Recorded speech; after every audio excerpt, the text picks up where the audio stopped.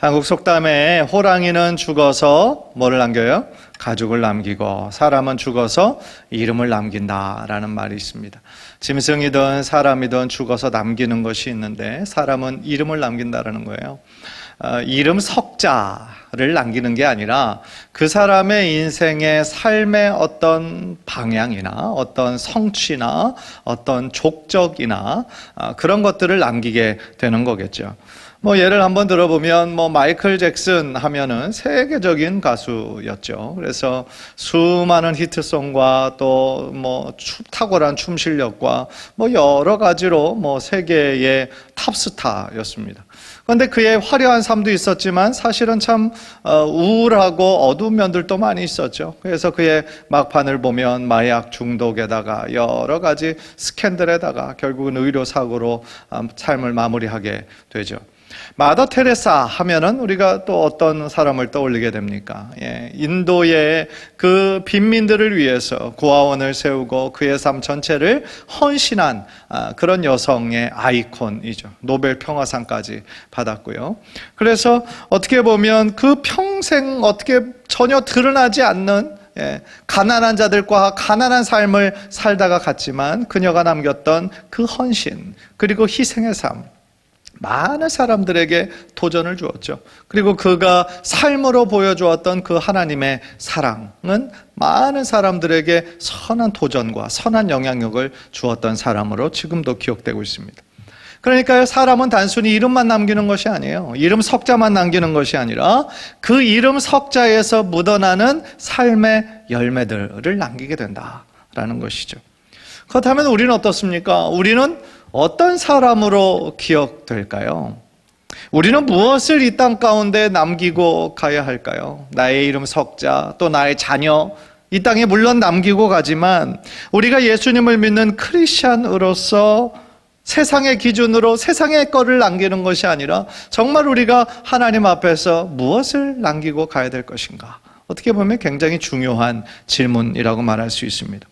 안젤리브라기는 오늘 말씀에 나오는 이 믿음의 선진들의 이야기를 통하여서 우리는 어떤 사람으로 기억되어야 될까 다시 한번 마음속에 깨닫고 또 믿음으로 결단하는 그런 은혜의 시간 되시기를 주님의 이름으로 간절히 축원합니다. 첫 번째로 오늘 말씀에서 깨닫는 것은요, 우리의 육신은 죽어도 믿음은 계속 살아서 증언하고 있다라는 거예요. 오늘 본문에 나오는 이 아벨, 그러니까 히브리서 11장의 그 믿음장의 첫 장면을 이 아벨로 시작을 하잖아요. 그래서 아벨이 무엇을 남겼나? 믿음을 남겼다는 거예요. 어떻게 보면 참 짧은 인생을 살다 갔잖아요, 이 아벨은. 그래서 4절을 보면 믿음으로 아벨은 가인보다 더 나은 제사를 하나님께 드림으로 의로운 자라 하시는 증거를 얻었으니 하나님이 그 예물에 대하여 증언하심이라 그가 죽었으나 그 믿음으로써 지금도 말하느니라. 제일 마지막 부분이 너무 멋있는 표현인 거죠. 너무 아주 그가 죽었으나 그 믿음으로써 지금도 말하느니라. 무슨 얘기예요? 그는 옛날에 죽었음에도 불구하고 그의 믿음은 지금도 살아서 주님의 길을 따르는 많은 사람들에게 도전을 주고 있다라는 것이죠. 그렇다면 그가 남긴 믿음은 어떤 믿음일까요? 무엇보다도 아벨이 하나님 앞에 드린 그 제사, 그 예배와 관련해서 그 믿음이 나오는 것을 오늘 본문은 우리들에게 가르쳐주고 있죠. 즉 가인보다, 자신의 형이었던 가인보다 더 나은 제사를 하나님께 드렸다라는 거예요. 우리가 잘 아는 것처럼 가인과 아벨이 하나님 앞에 각각 제사를 드렸어요. 가인은 농사를 짓는 자였죠. 그래서 땅의 소산물로 하나님께 제사했고, 아벨은 양을 치는 자였죠. 그래서 그 양의 첫 새끼와 기름을 가지고 드렸다라고 성경은 증언하고 있죠. 그런데 문제가 생깁니다. 그게 뭐냐면 똑같이 하나님께 제물을 드렸는데 하나님께서 가인의 제물은 받지 않으시고 아벨의 제물만 받으신 것이죠. 왜 그런 일이 생겼을까? 어떤 사람들은 그들이 드리는 어떤 제물의 종류에 따라서 피 흘림이 있는 제사가 한 사람 아벨은 드렸는데 가인은 드리지 않아서 그런 것이 아닐까? 그거는 아닌 것 같아요. 농사 짓는 사람이 땅의 소산으로 드리는 것은 너무나 지극히 당연한 것이죠. 그 제물을 드렸다라는 것에 대해서는 아무런 잘못이 없습니다. 그런데 이 구절을 통해서 볼 때 가인은요, 그 마음속 중심으로 하나님께 예배하지 않았던 것 같아요. 겉모양은 있었는데, 재물은 있었으나 그 재물을 드리는 그 사람의 마음의 자세가 온전히 하나님께 헌신하고 집중하지 못했던 것 같아요. 그런데 아벨은 가인보다 더 나은 제사를 하나님께 드림으로 하나님께서 그 제물도 받으셨고 하나님 앞에 의로운 자라 칭함을 받았다라고 그랬어요. 아벨은 그의 양의 첫 새끼와 기름을 드렸다 그랬어요. 그런데 가인은 첫 열매를 드렸다라는 또 증언은 나오지 않았죠. 그러니까 창세기 4장 7절을 보면 하나님께서 가인에게 이렇게 책망을 하시잖아요. 네가 선을 행하면 어찌 너의 낯을 들지 못하겠느냐. 그러니까 무슨 얘기입니까? 분명히 그의 예배 드리기 전의 삶이 하나님 앞에 떳떳하지 못했다라는 거예요. 하나님께서 보시는 것은 단순히 그 재물만 보시는 것이 아니라 그 재물을 드리는 그 사람의 마음을 보시는 거죠. 주일날 하루에 우리가 다른 사람 보기에 경건한 척하는 그런 모습을 보는 것이 아니라 우리들의 삶, 일주일의 삶 전체가 하나님께서 받으심직한 아름다운 예배자의 삶을 살고 있느냐, 그거를 보신다라는 것이죠. 오늘 말씀을 통해서 우리가 정말 주일날도 예배도 드리고 또 이렇게 수요 예배도 드리고 또 많은 분들이 또 새벽 예배도 우리가 열심히 드리고 있지만 과연 하나님께서 우리들의 마음의 중심을 보신다고 하실 때에 우리는 정말 하나님께서 받으심직한 예배를 드리고 있느냐라는 것이죠. 경건의 모양은 있지만 그 가운데 내용이 없다면, 그 가운데 나의 삶의 중심이 없다면, 예배의 형식은 있지만 하나님을 경외하는 마음이 없다면 그것은 아무것도 아니라는 것이죠. 다시 한번 아벨이 하나님 앞에 드린 그 중심을 드리는 그 예배가 우리가 드리는 모든 예배 가운데 우리들의 삶을 드리며 우리들의 삶의 중심을 드리는 귀한 예배자 모두 되시기를 주님의 이름으로 간절히 축원합니다. 하나님 앞에 정성으로 예배를 드렸는데 우리의 제물과 제사를 하나님께서 받으시지 아니한다라고 한다면 얼마나 이게 허무한 거예요. 그죠? 단 한 번의 예배를 드려도 우리들의 마음의 중심을 하나님 앞에 드릴 때 하나님께서 그 하나님께 드려진 제물을 아름답게 흠양하시고 그 향기를 기쁘게 받으셨던 것처럼 우리들의 하나님 앞에 드리는 그 마음의 제사를 하나님께서 아름답게 받으시고 여러분들 한 사람 한 사람을 하나님의 귀한 축복이 흘러넘치시게 될 줄 믿습니다. 두 번째로 우리가 깨닫는 것은요, 믿음은 하나님과의 깊은 교제의 결과다라는 거예요. 제가 지난주 히브리서 11장 1절부터 3절은 믿음의 정의에 대해서 말씀을 드렸다면 오늘은 어떻게 보면 믿음의 모습인 것 같아요. 믿음의 모습. 하나님과의 깊은 교제의 결과로 믿음의 모습이 드러나게 된다라는 거죠. 그래서 5절을 보면 이제 에녹의 이야기가 나와요. 에녹. 믿음으로 에녹은 죽음을 보지 않고 옮겨졌으니 하나님이 그를 옮기심으로 다시 보이지 아니하였느니라. 그는 옮겨지기 전에 하나님을 기쁘시게 하는 자라 하는 증거를 받았느니라 그랬어요. 에녹은 본문에 나오는 것처럼 제일 마지막에 뭐라고 그랬어요? 옮겨지기 전에, 승천하기 전에 하나님을 기쁘시게 하는 자라 하는 증거를 받았다 그랬어요. 그러니까 하나님을 기쁘시게 하는 자였고 그의 삶 전체가 하나님과 동행하는 사람이었다라는 거예요. 하나님과의 깊은 교제를 통하여서 하나님과 한 마음을 품고 하나님께 늘 가까이 나갔던 사람이 바로 에녹이라는 거예요. 그런데 창세기 5장을 보면은요, 에녹의 삶과 어떤 연결되는 극적인 요소가 전혀 없어요. 뭐 예를 들어 노아와 같은 사람은 얼마나 풍성한 이야기가 많습니까? 그래서 그 홍수 그리고 방주 이런 것들이 뭐 굉장히 많은 이야기가 있잖아요. 또 뭐 예를 들어 아브라함 같은 사람도 얼마나 많은 이야기들이 많습니까? 그런데 에녹은요, 찾아보면 아무런 극적인 얘기가 전혀 없어요. 창세기 5장을 보면 족보만 이렇게 쭉 나오는데 에녹이 65세에 무두셀라를 낳았고 무두셀라를 낳은 후 300년 동안 하나님과 동행하며 자녀를 낳았다. 그거예요. 그게 다예요. 즉 에녹의 삶에는요, 무엇인가 우리가 딱 보기에 이런 믿음을 우리가 본받아야겠구나, 이것을 하나님께서 기뻐하셨구나, 그래서 그의 믿음을 통해서 우리가 이걸 배워야 되겠구나라는 것들이 없어요. 이 구절만을 보면. 그런데 어떻게 보면 더 큰 은혜가 있는 것이 우리와 거의 비슷한 삶을 사는 거죠.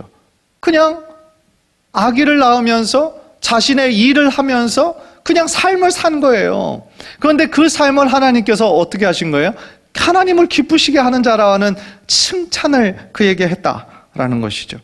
즉 300년 동안 하나님과 동행했다라고 하는 그것을 하나님께서는 기쁘게 받으신 거예요. 어떤 특별한 남들에게 드러낼 만한 어떤 믿음의 업적과 믿음의 행동을 한 것은 없지만 300년 동안 자기가 살면서 우리들이 하는 것처럼 똑같이 생업을 위해 일하고 똑같이 자녀들 키우고 양육하고 그런 모든 것들을 하면서 하나님과 동행했다라고 하는 그 한마디가 에녹을 위대한 믿음의 사람으로 만들었다라는 얘기죠.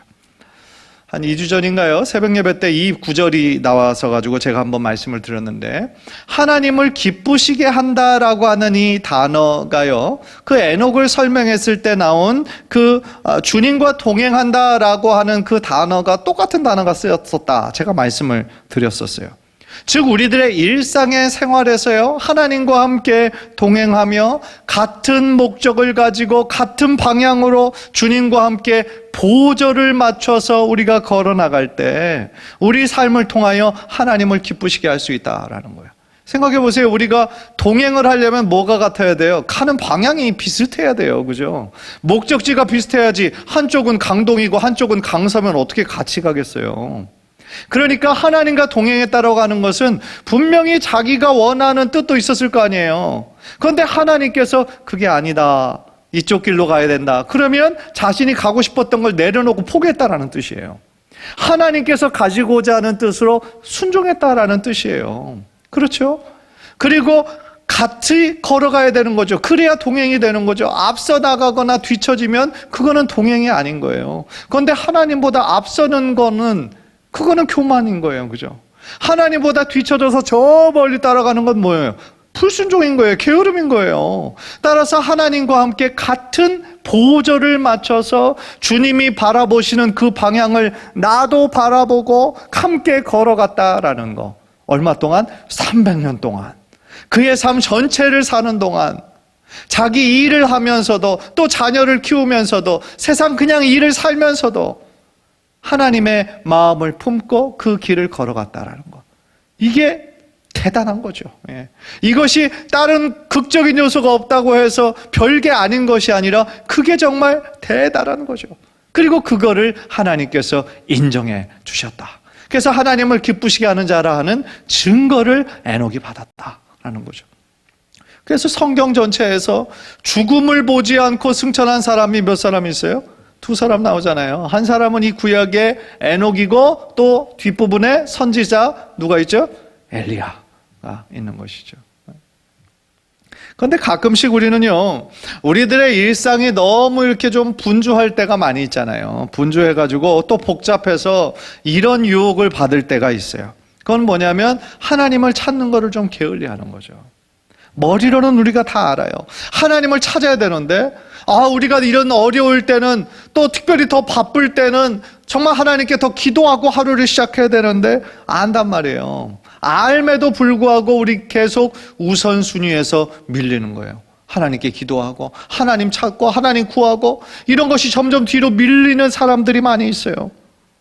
그래서 하나님 앞에 기도할 때도 하나님 내가 지금 너무 바빠가지고요, 먹고 살기도 바쁘고 또 자녀들도 너무 어리고 경제적인 수입도 사실은 너무 부족하고 시간도 없어요. 나중에 이 상황이 조금만 좀 좋아지면 내가 그때 하나님 열심히 섬길게요. 그때도 내가 교회 열심히 빠지지도 않고 좀 봉사도 하고 제가 그런 삶을 살게요.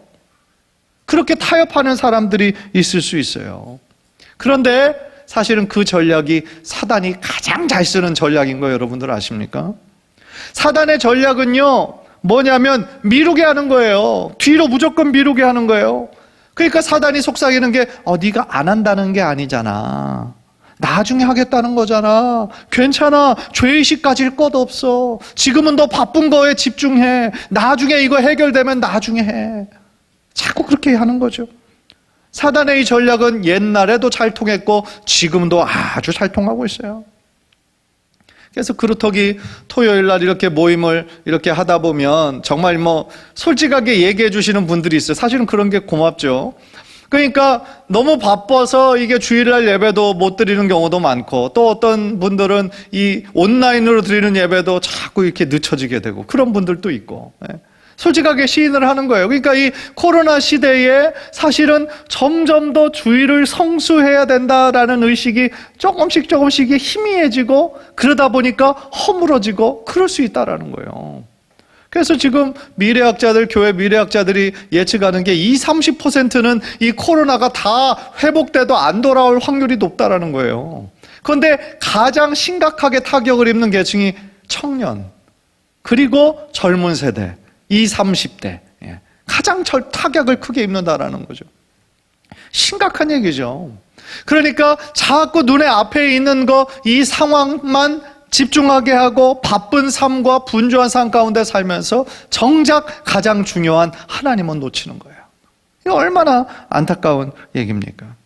나중으로 미뤄도 되는 성격이 것이 있죠. 그러나 우리가 하나님께 기도하고 아무리 바빠도 더 하나님께 기도로 시작하는 그것이 우리들의 삶의 루틴이 되고 습관이 되지 않으면 우리들의 마음을 사단이 다 유혹을 주고 미혹하고 빼앗을 수도 있다는 것이죠. 얼마나 안타까운 겁니까? 따라서 우리가 절대로 미뤄서도 안 되고 포기해서도 안 되는 거, 우리가 하나님을 찾고 하나님께 기도하고 하나님 앞에 예배하는, 이것은 우리가 절대로 나중으로 미루지 말고 바로 지금이 하나님께 예배할 때이고, 바로 지금이 하나님께 기도할 때이고, 바로 지금이 하나님의 은혜 받을 만한 때라는 것을 우리들 늘 기억하여 하나님을 찾는데 더욱더 부지런한 우리 귀한 성도님들 되시기를 주님의 이름으로 간절히 축원합니다. 오늘 본문의 에녹을 보면은요, 매일 똑같은 일상 속에서 300년 동안이나 하나님과 동행했어요. 그의 삶이 시간이 많아서 그런 삶을 살았겠어요? 절대로 그렇지 않죠. 하나님과 우리가 동행하는 거, 하나님을 내 삶의 가장 중요한 분으로 인식하고 그것을 내 삶의 우선순위로 정하면 다른 것들은 그 영적인 질서가 잡히게 되는 것이죠. 가장 중요한 것을 가장 먼저, 그것이 중요하다라는 거예요. 다시 말하면 하나님과 동행하는 거, 그거는 우리들의 삶의 커다란 짐이나 부담이 아니라는 거예요. 하나님은 우리의 친구가 되어주시는 분이에요. 우리의 인도자가 되시는 분이에요. 만약에 하나님과 동행하는 것이 너무너무 괴로워요. 힘들어요. 그런데 그런 사람과 에녹이 어떻게 300년 동안이나 동행할 수가 있었겠어요? 따라서 믿음이라는 것은 우리의 의지의 산물이 아니라 하나님과의 깊은 사귐과 교제를 통해서 얻어지는 아름다운 열매 같은 것이다 라는 거죠. 그래서 하나님과 동행하는 것은 기쁜 일이에요. 하나님과 함께 하나님의 선한 뜻을 가지고 우리가 그 일의 동역자로 불러주심에 감사하며 하나님의 손을 붙잡고 동행할 수 있다는 것은 우리들에게 주신 특권이요 기쁨인 거죠. 그러니까 찬송가의 그 고백처럼 주와 함께 길 가는 것 즐거운 일 아닌가, 한 걸음 한 걸음 주 예수와 함께 라고 말씀을 하고 계시잖아요. 그리고 더 나아가 하나님도 우리와 동행하기를 기뻐하시는 거예요. 우리가 하나님만 동행하는 것을 기뻐하는 것이 아니라, 하나님은 마지못해서 이렇게 해주시는 것이 아니라 하나님도 우리와 동행하기를 기뻐하시는 거예요. 마치 부모가 어린 자녀 손 붙잡고 같이 가는 게 얼마나 기쁜 일이에요. 얼마나 행복한 일이에요. 따라서요, 그 위대하고 영원하신 크신 하나님이 우리와 동행하기를 기뻐하세요. 우리가 하나님을 더욱더 구하고 찾기를 기뻐하세요. 하나님은 자신에게 있는 것을 더 나눠주기를 기뻐하시는 분이세요. 하나님을 구하고 찾는 자에게 하나님은 발견되어지기를 기뻐하시는 분이세요.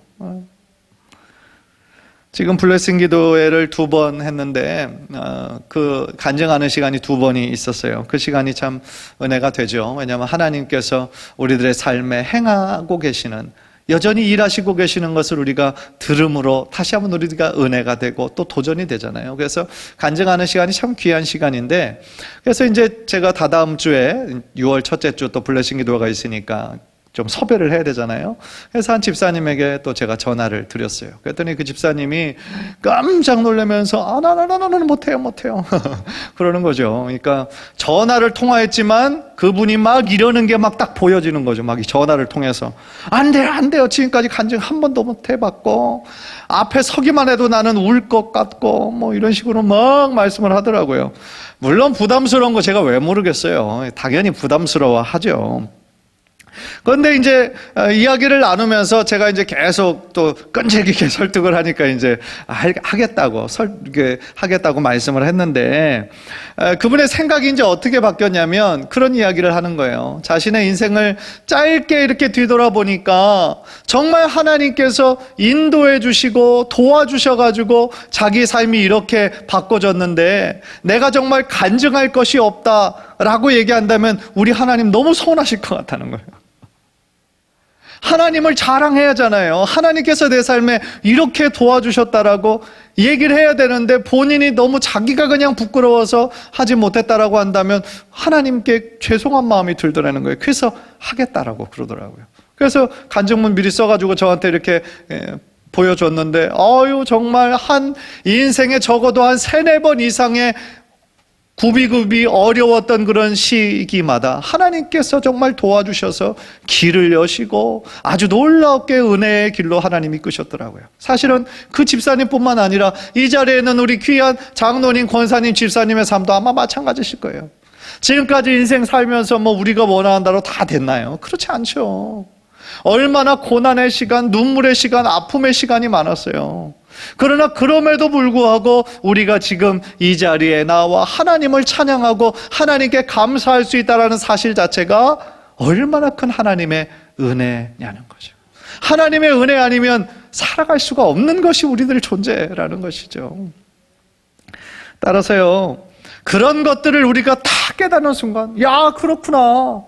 내가 정말 최근에 너무 하나님 찾는 것에 게을렀었는데 나의 삶을 조금만 뒤돌아봐도 내가 정말 힘들었을 그때, 내가 정말 외로웠을 때, 내가 정말 혼자라고만 느낄 때 하나님은 멀리 계신 것이 아니라 그때도 나와 함께 계셨구나. 내가 그때 정말 어려움 가운데 눈물을 흘리고 좌절하고 있을 때 하나님은 멀리 계신 것이 아니라 그때도 나를 위해 같이 울어주고 계셨구나. 그것을 우리가 깨닫게 되면 우리들의 마음에 전율이 생기고 하나님을 향한 더 큰 감사와 눈물이 나올 수밖에 없다라는 것이죠. 간절히 바라기는 우리가 주님을 알아갈수록, 우리가 성경을 하나하나 깨달을수록 지식만 많아지는 것이 아니라 하나님을 더욱더 사랑하게 되시기를 주님의 이름으로 간절히 축원합니다. 그래서 오늘 본문의 이 에녹처럼 우리들의 일상 가운데 매일매일, 어떻게 보면 특별한 일 아니고 평범한 하루 같지만 매일매일 주님이 원하시는 마음이 무엇일까? 주님은 과연 이 상황에서 어떻게 하셨을까를 늘 생각하면서 코람데오의 정신으로 하나님 앞에서 보이지는 않지만 언제나 우리와 함께 하시는 하나님의 오른손을 붙잡으며 주님과 함께 동행하는 귀한 성도님들 모두 되시기를 주님의 이름으로 간절히 축원합니다. 마지막으로요, 우리가 오늘 6절에서 깨닫는 것은 뭐냐면 우리가 믿음으로 주를 찾는 자들에게 하나님께서는요, 뭐를 주시냐? 상급을 주신다는 거예요. 얼마나 우리 하나님 사랑이 많으신 하나님이신지 몰라요. 6절을 보세요. 우리 6절 유명한 구절이죠. 오늘 또 성승남 권사님께서도 인용해 주셨는데 우리 한번 다 함께 한번 읽읍시다. 시작. 믿음이 없이는 하나님을 기쁘시게 하지 못하나니 하나님께 나아가는 자는 반드시 그가 계신 것과 또한 그가 자기를 찾는 자들에게 상 주시는 이심을 믿어야 할지니라. 아멘. 유명한 구절이죠. 이 구절을 통해서 보면요, 믿음이 없이는 하나님을 기쁘시게 하지 못한다. 그러니까 이것은 뭐예요? 우리가 하나님을 기쁘시게 할 수 있는 것은 우리의 뭐에다? 믿음이다. 하나님을 전적으로 우리가 신뢰하고 의지하는 그것을 우리 하나님께서 기뻐하신다라는 거죠. 우리가 가진 재물로 하나님 기쁘시게 할 수 있겠어요? 우리가 가진 어떤 지식이나 학위로, 나의 어떤 육체적인 힘으로 하나님 기쁘시게 할 수 있겠어요? 하나님은 무엇이 부족한 분이 아니시죠. 하나님은 우주 만물을 지으신 분이시잖아요. 하나님이 뭐가 부족해서 우리의 도움이 필요하시겠어요? 그렇지 않죠. 하나님은 스스로 있는 자다 그러셨어요. 창세전부터, 이 우주 만물이 존재하기 전부터 하나님은 스스로 계신 분이셨어요. 그러니까 하나님은 뭐가 부족해서 우리의 도움이 필요하신 분이 아니에요. 그러나 우리 이 말씀에 우리들의 삶의 믿음이 하나님을 기쁘시게 한다라는 거죠.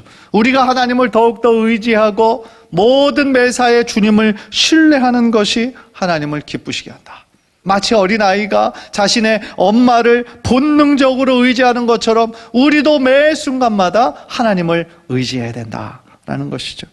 그래서 이 구절에서 하나님께 나아가는 자마다 기억해야 되는 두 가지가 있다는 거예요. 첫 번째는 그가 계신 것과 단순히 살아계시다라는 것을 믿는 것, 그거는 정말 믿음의 길의 기초죠. 그것이 시작점이죠. 그런데 단순히 존재한다라는 것은 세상 사람들도 다 아는 거죠. 심지어 귀신도 아는 거죠. 따라서 우리가 믿음의 기본으로 삼아야 될 것은 하나님은 살아계시고 지금도 역사하실 수 있는 분이시다. 그거를 믿는 믿음, 그것이 중요한 거고요. 두 번째는 뭐라고 얘기하느냐, 자신을 찾는 자들에게 상 주시는 이심을 믿어야 할지니라 그랬어요. 이 상은요, 우리 믿는 자들에게 1차적으로 주어졌죠. 그것은 바로 영생의 축복이에요. 요한복음 3장 16절, 하나님이 이 세상을 이처럼 사랑하사 독생자를 주셨으니 이는 저를 믿는 자마다 멸망치 않고 뭐에 이르죠? 영생에 이르게 하시느니라 그러셨죠. 우리들에게 영원한 생명을 우리들에게 주셨다라는 거예요. 그것은 우리들에게, 모든 믿는 자들에게 주신 영원한 축복이죠. 하나님을 우리가 믿는다라고 해서 갑자기 하늘에서 돈덩이가 우리들에게 저절로 쏟아지지 않아요. 그렇죠? 여기서 말하고 있는 상급은 어떤 물질적인 상급이 아니라 예수님을 나의 주님으로 받아들이는 순간부터 우리가 영생을 살아가며 영생을 누리는 그 기쁨과 그 축복을 우리들에게 주시는다라고 말씀하는 거죠. 그런데 그것뿐일까요? 이 세상에서 누리는 축복은 그럼 없는 걸까요? 그냥 우리가 죽어서 영원한 생명을 누리는 거 하나일까요? 아니죠. 왜냐하면 천국은요, 우리가 꼭 죽어서만 갈 수 있는 곳이 아니기 때문이죠. C.H. 다드라고 하는 신학자가 있어요. 그 사람은요, 하나님의 나라는 이미 예수님의 오심으로 이미 시작됐다 그랬거든요. 천국은 이미 시작됐다는 거예요. 예수님의 오심으로 인해서. 그리고 완전한 하나님의 나라는 언제 임하느냐? 예수님 다시 오실 때, 재림하실 때. 따라서 예수님이 첫 번째 오심, 2000년 전에 오심으로 하나님의 나라가 시작이 되었고, 그 다음에 완전한 하나님의 나라는 예수님이 재림하실 때라고 한다면, 지금 이때는 뭐겠어요? 하나님의 나라가 어떤 때예요? 지금 확장하고 있는 때인 거죠. 확장하고 있는 때. 따라서 우리가 지금 살고 있는 이 시간은 already, 이미와 not yet, 아직은 아니다 라고 하는 경계선 사이에 있다라고 그 신학자는 말했죠. 예수님께서도요, 제자들에게 이미 하나님의 나라가 임했다고 말씀해 주셨죠. 그러니까 하나님의 나라는 어떤 장소, 어떤 플레이스만을 의미하는 것이 아니라, 하나님의 나라는 하나님께서 주인 되어 주시는 나라, 하나님께서 다스리시는 나라, 그 나라가 바로 하나님의 나라라는 거죠. 그러니까 즉 하나님의 나라는 지금도 이루어지고 있다라는 거예요. 공중권세 잡은 사탄이 지금 이 세상을 다스리는 것처럼 보이지만, 우리 믿는 자들이 예수의 그 피 묻은 복음을 전하고 하나님의 주인 되심을 우리가 선포하며 나아갈 때에 하나님의 나라는 믿는 우리들을 통하여 지금도 확장되고 있다라는 사실을 믿으시기를 바랍니다. 따라서 우리가 지금 하루하루 이 삶을 살아가는 게요, 뭐냐면 천국에서의 삶을 연습하는 거예요. 천국에서의 삶을 맛보는 거예요. 실천하는 거예요. 그리고 그 기쁨의 핵심은 뭐에 있느냐? 하나님을 조금 더 가까이 알아가는 기쁨인 거죠. 하나님과의 깊은 교제에서 나오는 그 기쁨, 그것이 바로 천국의 기쁨인 거죠. 저도 말씀을 읽다가 또 말씀을 준비하다가 또 어떤 때는 막히면 한번 이렇게 쭉 산책하다가 어떤 잘 풀려지지 않는 것이 딱 깨달아지면 얼마나 기쁜지 몰라요. 그래서 그거를 우리 성도님들과 함께 나눠서 우리 성도님들이 은혜 받는 것을 생각하면 너무너무 기쁘죠. 또한 우리 성도님들 성경 공부를 통하여서 또 말씀을 통하여서 하나님을 더욱더 알아가고 삶에 간증이 생기고 변화가 일어나는 모습을 볼 때 얼마나 제 마음이 기쁜지 몰라요. 따라서요, 하나님의 나라, 하나님의 다스리심은 바로 우리가 그렇게 하나님의 말씀을 가까이 하고 말씀을 사모하면서 그 말씀대로 실천하고 순종하는 삶을 살 때 우리들의 삶을 통하여 계속하며 확장되고 있다라는 것이죠. 우리의 매일의 삶 가운데 천국의 기쁨을 맛보는 것, 그리고 천국을 더욱더 풍성하게 누리는 것, 그것이 바로 우리들 모두에게 주신 천국의 상급이다라는 거예요. 요한복음 10장 10절 우리 한번 다 함께 한번 읽읍시다. 시작. 도둑이 오는 것은 도둑질하고 죽이고 멸망시키려는 것뿐이요 내가 온 것은 양으로 생명을 얻게 하고 더 풍성히 얻게 하려는 것이라. 아멘. 예수님께서 오신 이유가요, 우리들에게 생명을 얻게 하고 십자가에서 아낌없이 자신의 피를 흘려주심으로 말미암아 우리가 그것을 믿는 자마다 영원한 생명을 우리들에게 주셨잖아요. 그것만으로 끝인가? 그렇지 않아요. 우리들이 이 땅 가운데 살면서 더 풍성한 삶을 살기를 원하시는 그 마음이 바로 예수님이 오신 목적이다라는 거죠. 이성복 목사님 잘 아시죠? 아주 탁월한 부흥사셨고 또 우리 선교교단을 대표하시는 귀한 부흥사 목사님이셨는데요. 목사님이 이제 이렇게 전도하러 다니실 때 많은 이제 믿지 않으려고 하는 사람들이 아유 천국이 어딨냐고, 그랬더니 그 목사님이 한 유명한 얘기가 있죠. 천국은 내 마음속에 있다. 내 마음에 천국에 지점이 있다. 그런 얘기를 했다는 거예요. 내 마음에 천국에 지점이 있으면 뭐가 있다는 얘기예요? 본점이 있다는 얘기잖아요. 그죠? 지점이 있다는 얘기는 본점이 반드시 있다는 얘기거든요. 지금 내 안에 천국의 지점과 같은 그 기쁨을 나는 지금 누리고 있다. 천국의 삶을 살고 있다. 그러니까 천국은 반드시 존재한다 라고 말씀하셨다는 거죠. 얼마나 맞는 말씀입니까? 우리가 정말 이 천국의 그 기쁨을 그냥 죽어서 천국 가서 누리는 것으로만 생각하는 것이 아니라 이 땅 가운데 살면서도 하나님을 알아가는 기쁨, 또 하나님과 교제하는 그 기쁨, 또 교회 안에서 하나님의 백성들끼리 함께 영적인 교제를 통하여 얻는 기쁨, 그 모든 것들이 천국의 기쁨을 맛보는 그런 연습이 된다 라는 것이죠. 이 땅 가운데 아무것도 하지 못하고 있다가 정말 죽기 바로 직전에 예수님 믿는다고 하는 그 사람은요, 이 땅에서의 삶이 어떻게 보면 좋은 것이 아니라 너무나 안타까운 것이죠. 왜냐하면 이 우리들이 하나님을 아는 그 깊이는요, 우리가 이 땅 가운데서 열심히 하나님을 사랑하고 하나님께 섬기고 하나님을 알아가려고 노력했던 그 교제의 깊이는 저는 천국에서 이어질 거라고 봐요. 완전히 단절된 것이 아니라 천국에서 또 하나님 처음부터 알아가는 것이 아니라 우리가 지금 이 땅 가운데서 열심히 예배하고 성경을 열심히 읽고 묵상하고 하나님과 함께 교제하는 이것이 여기에서 근거를 해서 천국에서 더 깊은 교제로 저는 이어진다라고 저는 확신하고 있어요. 따라서 이 땅 가운데서 우리가 하나님을 사랑하고 하나님의 말씀을 사모하며 부지런히 하나님과의 교제에 힘쓰는 것이 그래서 중요하다라는 것이죠. 사랑하는 성도 여러분, 하나님께서는요, 하나님의 자녀들 모두가 하나님께서 주시는 그 영생의 기쁨, 그리고 우리 일상에서 누리는 천국의 기쁨을 누리며 살기를 원하세요.